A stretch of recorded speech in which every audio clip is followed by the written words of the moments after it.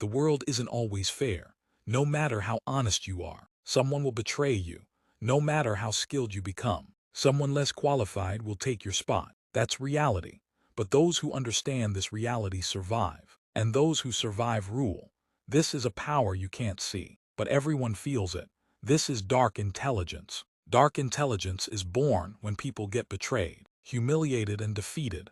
Others break down, but you build strength from that pain. It's the kind of intelligence that listens, watches, stays quiet, and strikes at the perfect moment. While others argue, you gather information. While they get angry, you calculate. While they drown in emotions, you plan the future. Most people play checkers.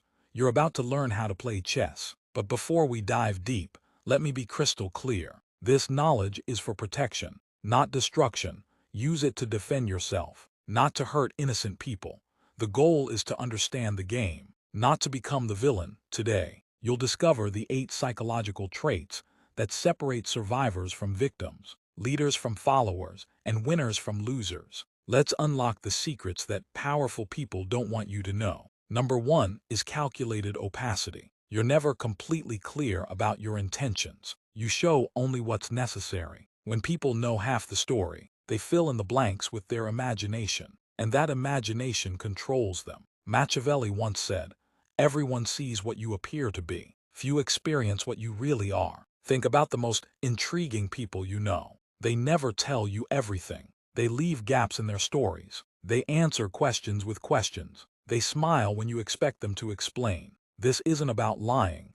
This is about strategic communication. Smart people understand that mystery creates influence. When you don't reveal everything, people become curious. Curiosity leads to interest. Interest leads to respect. And respect leads to influence. Number 2 is adaptive persona. You're not the same person with everyone. You adjust your personality based on who you're talking to. People think they know you, but they only know one version of you. Machiavelli once said, "A prince ought to take care that he never lets anything slip from his lips that is not replete with the 5 qualities mentioned above, that he may appear to him who sees and hears him altogether merciful, faithful, humane, upright, and religious." This isn't about being fake.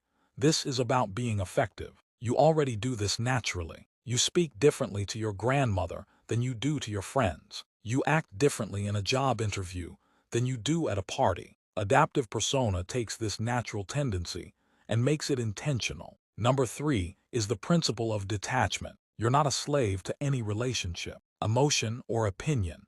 What you're not afraid to lose can't control you. What can't bind you can't manipulate you either. Machiavelli once said, "Since love and fear can hardly exist together, if we must choose between them, it is far safer to be feared than loved." Detachment is probably the most misunderstood concept in dark intelligence. People think it means being cold or uncaring. It doesn't. It means being free. Most people are controlled by their attachments. They're afraid to lose their job, so they accept bad treatment. They're afraid to lose a relationship, so they compromise their values. They're afraid to lose approval, so they say what people want to hear instead of what needs to be said. Fear of loss makes you weak. Freedom from that fear makes you powerful. Imagine this. 2 people are negotiating a business deal. Person A really needs this deal to work out. They're counting on it.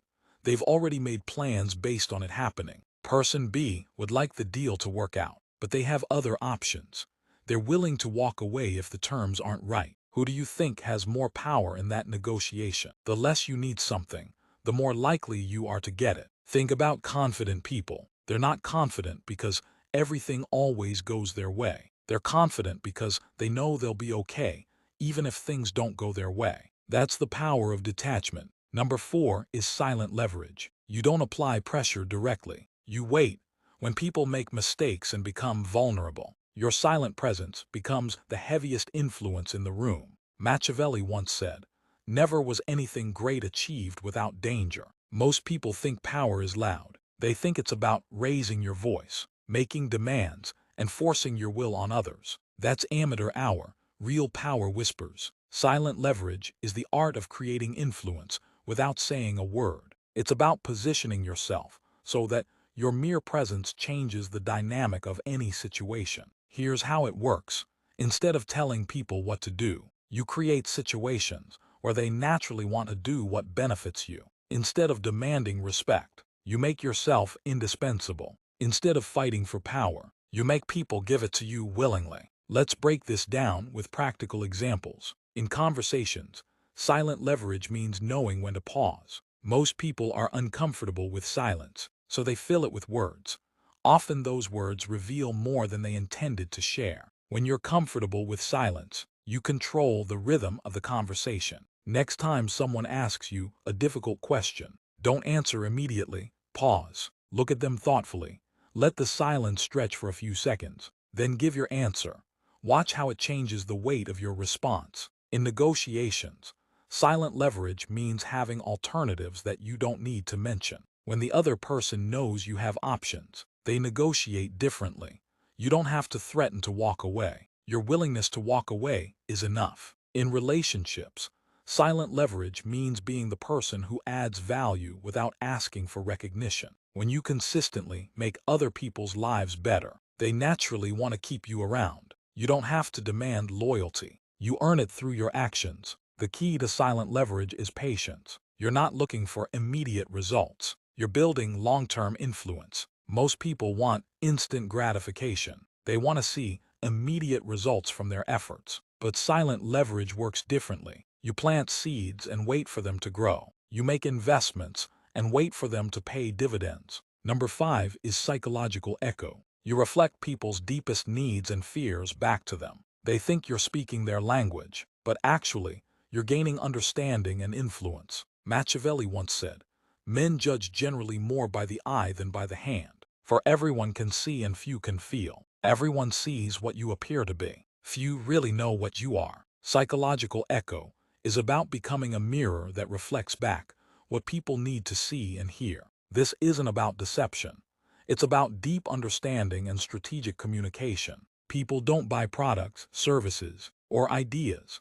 They buy solutions to their problems and fulfillment of their desires. When you can identify and reflect back their real needs, you become incredibly valuable to them. Most people are terrible at this because they're too focused on what they want to say instead of what the other person needs to hear. Let me explain how psychological echo works in practice. First, you have to become a student of human nature. You need to understand that everyone you meet is carrying invisible burdens, secret desires, and unspoken fears. When someone talks about their work, they're not just sharing information. They're revealing how they see themselves, what they value, and what they're worried about. When someone talks about their relationships, they're showing you their emotional patterns and their deepest needs. Number 6 is ambiguous morality. You're neither good nor bad. You just get things done. Real power doesn't always come in black and white. Sometimes it lives in the gray areas. Machiavelli once said, "Since love and fear can hardly exist together, if we must choose between them, it is far safer to be feared than loved." This trait is about understanding that the world is complicated, and sometimes doing the right thing in the short term leads to worse outcomes in the long term. Sometimes being nice enables bad behavior. Sometimes protecting people requires making decisions that aren't pretty. Ambiguous morality doesn't mean having no morals. It doesn't mean doing whatever you want regardless of consequences. It means being pragmatic and strategic in your decision-making, while still maintaining a strong sense of ethics and values. Let's look at some examples.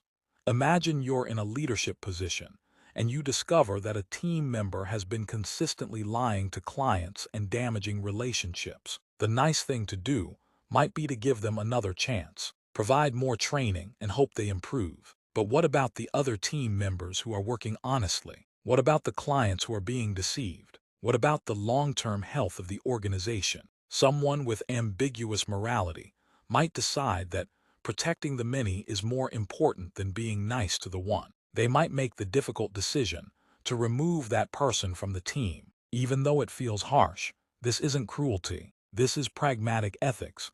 Number 7 is controlled exposure. You don't reveal everything about yourself. The less people know, the more they assume, and assumptions lead to mistakes that make your strategy easier. In a world where people share every detail of their lives on social media, controlled exposure might seem outdated, but it's actually more powerful than ever. When everyone is oversharing, The person who shares strategically stands out. When everyone is broadcasting their thoughts and feelings, the person who keeps some mystery becomes intriguing. Controlled exposure is about being intentional with your personal information. It's about understanding that not everyone needs to know everything about you, and that selective sharing can actually strengthen your relationships and increase your influence. Let's talk about practical applications. In professional settings, controlled exposure means being selective about which ideas you share and when you share them. It means not revealing all your capabilities at once. It means keeping some of your knowledge in reserve so you can provide value when it's most needed. In social situations, controlled exposure means not telling your entire life story to everyone you meet. It means sharing personal information gradually as relationships develop and trust is earned. The key principle is this: information revealed can never be unrevealed. Once people know something about you, they can't unknow it. So, it's better to err on the side of revealing too little rather than too much. Number 8 is outcome obsession. You're not here to win arguments or prove points. You're here to get results. People who focus only on outcomes never waste time on unnecessary games. When you're outcome obsessed, you ask different questions. Instead of how can I prove I'm right, you ask what result am I trying to achieve. Instead of how can I look good in this situation, you ask what actions will lead to the outcome I want. This shift in thinking changes everything. It helps you avoid the trap of looking busy without being productive. Many people confuse activity with achievement. They think that working hard automatically leads to good results. But outcome-obsessed people understand that you can work very hard on the wrong things and get nowhere. They're constantly asking, is this activity actually moving me toward my goal? Or am I just staying busy to avoid the more difficult but more important work? This reputation becomes incredibly valuable over time. When people know you as someone who delivers on your commitments and achieves your goals, they start bringing you better opportunities, better partnerships, and better problems to solve. You've just learned the 8 traits of dark intelligence, but knowledge without application is worthless. Pick one trait that resonated with you the most. For the next 7 days, practice that trait in your daily interactions. Don't try to master all 8 at once. Focus on one. Notice how people respond to you differently. Notice how you feel when you approach situations with strategic intelligence instead of emotional reactivity. But remember what we talked about at the beginning. This power comes with responsibility. Use these insights to protect yourself, not to harm others. Use them to create better outcomes for everyone, not just for yourself.